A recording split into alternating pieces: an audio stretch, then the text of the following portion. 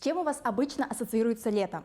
С отдыхом от учебы и позабытыми знаниями? А вот некоторые ребята выходят за рамки стандартного понимания этого времени года и учатся даже на каникулах. А Центр развития талантов «Аврора» им в этом помогает.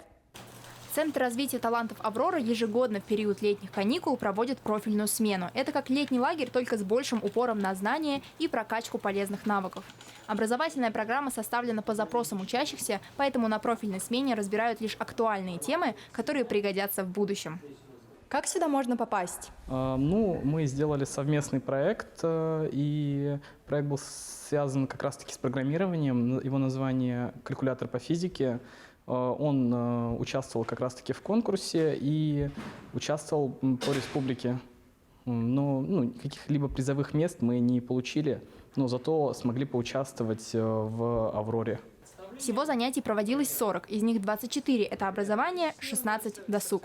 Образовательная часть – это лекции и практические занятия по IT-технологиям, основам программирования. Досуговая часть же включает в себя занятия по ораторскому мастерству, тренинги по психологии, экскурсии в музеи, библиотеки и памятные места города Уфы. Расскажи про занятия этой смены. Здесь занятия очень интересные.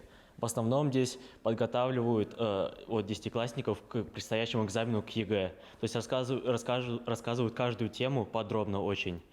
И мы нарабатываем некоторые задания из ЕГЭ. Я знаю, что у вас здесь не только профильные занятия, но и такие занятия, как ораторское мастерство. Как ты думаешь, как это пригодится в будущей профессии? Ораторское мастерство пригодится, наверное, когда будешь ты директором, чтобы всеми командовать, оно пригодится. Всего в профильной смене приняли участие 25 школьников с 6 по 10 классы школ Уфы, Учелинского и Кармаскалинского районов. Иногородние участники проживают в кампусе. Это так здорово, что ребята могут познакомиться с единомышленниками и обрести полезные связи.